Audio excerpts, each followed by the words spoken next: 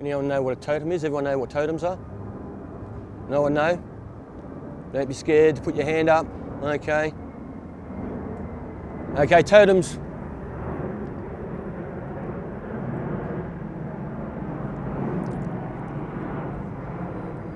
Flying kangaroo.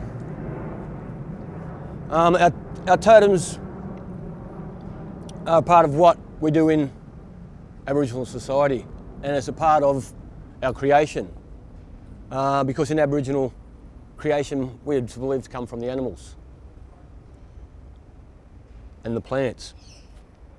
So our totem can be either an animal or a plant. We have 3 totems. Your first totem is your clan totem. Your second totem is your family totem, excuse me, and your third totem is your personal totem. And normally what your personal totem is what your job is. Just like you being teachers. Okay? Each teacher specialises in different ways. I'm a qualified chef, so I teach cooking as well. Okay?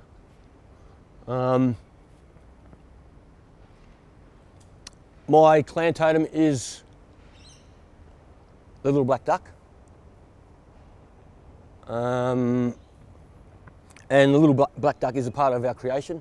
So he created the waterways, the islands on the waterway, but he was also magical. He could foresee into the future.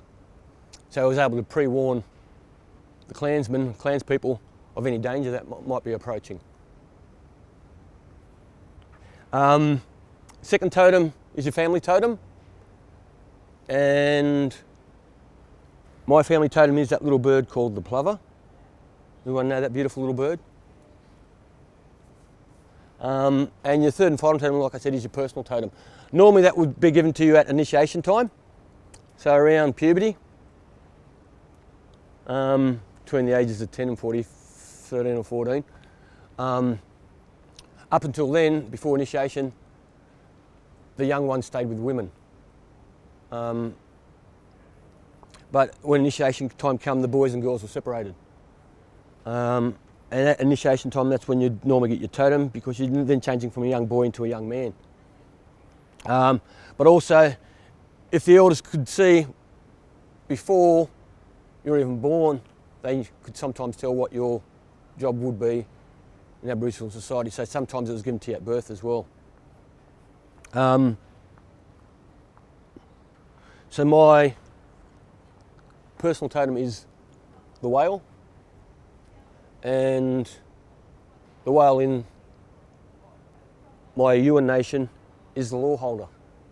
So when I go through initiation stages, I'll become a young lawman just like the police of today. Okay, so we'll start off with Acacia. It flowers, and the flower is an indication to the Aboriginal people that the young fish up the rivers and creeks and estuaries are now big enough to go out to sea.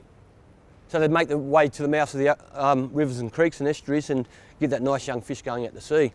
At the same time, about 20 kilometres out to sea, our little friend, the saltwater crayfish or lobster, is out there having a party. He goes out there and parties for about 6 months, I think he does. And then he'll walk all the way back, and he'll come back to the same spot he was born every year. Next to that little bit of seaweed, under that little crevice, he'll come back to that same spot every year. Don't know if he's got built-in GPS or not, but he'll come back. Our people knew then to go to the coast, and back then they used to crawl all over the rocks, but now you've got to actually go out and dive for them. And they'd only take the males, so they'd leave the females to reproduce, so they wouldn't take those beautiful females. It also has a grub. Who's eaten grubs before? Did you like them? I didn't mind them. Was it cooked or raw? Raw, cool, yep. Anyone else?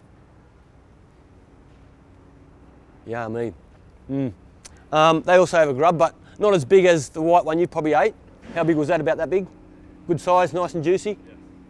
Yes. They're a bit smaller. They'll probably only grow to about half the size of the big eucalypt gum. So the wattle grub's a little bit smaller and a little bit tastier.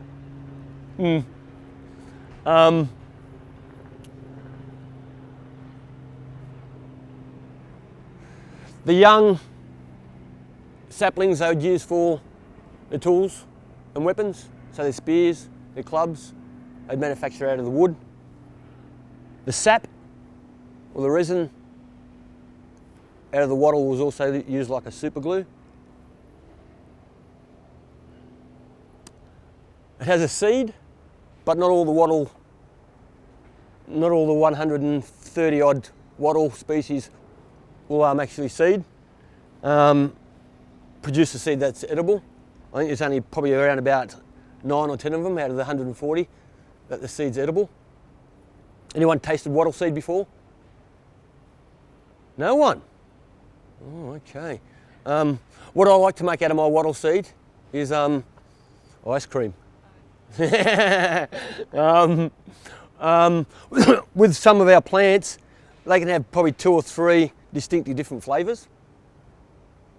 Okay.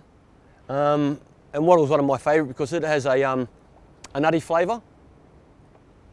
It has a coffee flavour. Okay, our next little plant over here is one of my favourites. That beautiful one there. This one here. You can see it's got little green berries on it.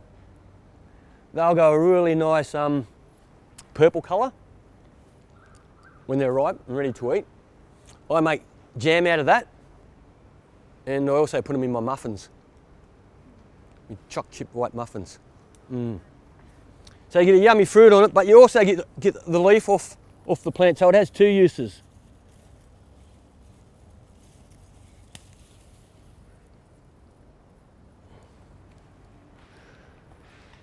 Try not to harm the flowers, because I don't want those flowers to turn into beautiful fruit. It also has a leaf, fingers crossed.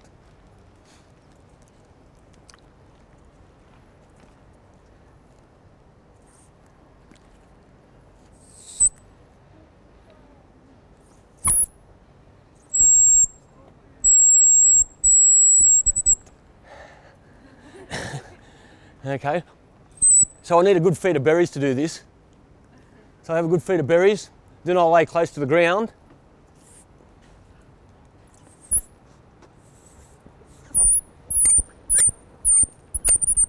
And I can actually feel a vibration on my fingers when I'm blowing it.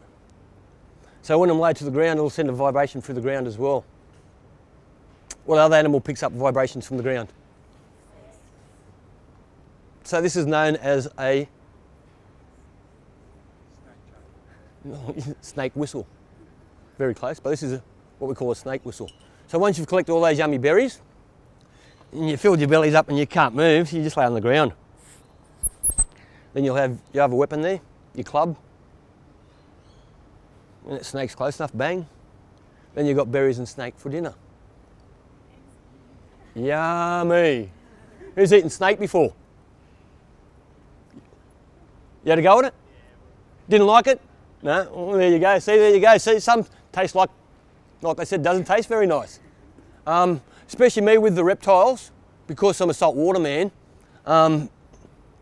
Easy to catch fish and chase snakes or goannas. So when I get offered goanna or a snake, I only ask for probably a piece about that big. How much do they give you? Big piece? Yeah, okay. Next time just ask for a little piece, okay? And if they ask why, this is what happened to me, okay? I pigged out and I was on the toilet for 2 or 3 days afterwards. Oh, straight through me. All right? So each time I get offered it now, just ask for a little piece, okay? Just have a taste of it. And if you're very clever, you can just spit it out in your mouth and they won't see it. Okay, you just scratch yourself if you don't like it. But have a go at it, because they are unique tastes and flavours. They say it tastes like chicken. Did it taste like chicken?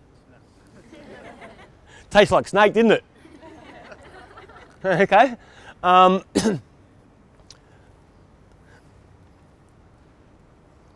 So I'll only ask for a little bit if I get offered it, and I'm not offending them then, because I tell them the reason why.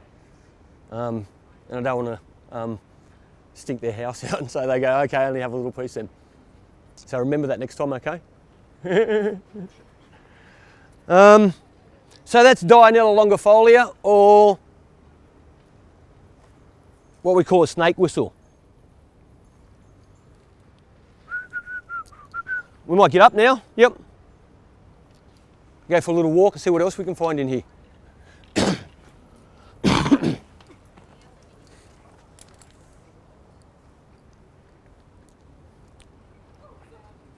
Oh, here's the longifolia here.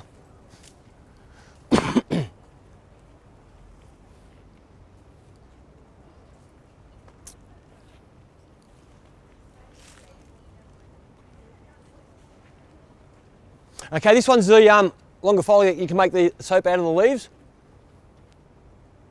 Oh, a big spider web. But because it hasn't got many leaves on it, I don't want to pull them off.